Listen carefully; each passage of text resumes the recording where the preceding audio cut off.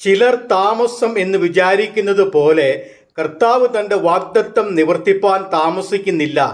ആരും നശിച്ചു പോകാതെ എല്ലാവരും മാനസാന്തരപ്പെടുവാൻ അവൻ ഇച്ഛിച്ചു നിങ്ങളോട് ദീർഘക്ഷമ കാണിക്കുന്നതേ ഉള്ളൂ. കർത്താവിൻ്റെ ദിവസമോ കള്ളനെ പോലെ വരും. അന്ന് ആകാശം കൊടുമുഴക്കത്തോടെ ഒഴിഞ്ഞു പോകും.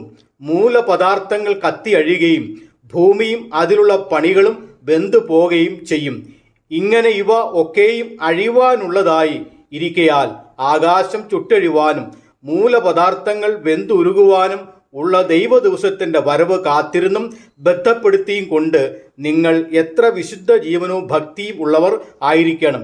എന്നാൽ നാം അവൻ്റെ വാഗ്ദത്ത പ്രകാരം നീതി വസിക്കുന്ന പുതിയ ആകാശത്തിനും പുതിയ ഭൂമിക്കുമായിട്ട് കാത്തിരിക്കുന്നു. പത്രോസിൻ്റെ 2-ാം ലേഖനം 3-ാം അധ്യായം 9 മുതൽ 13 വരെയുള്ള വാക്യങ്ങൾ.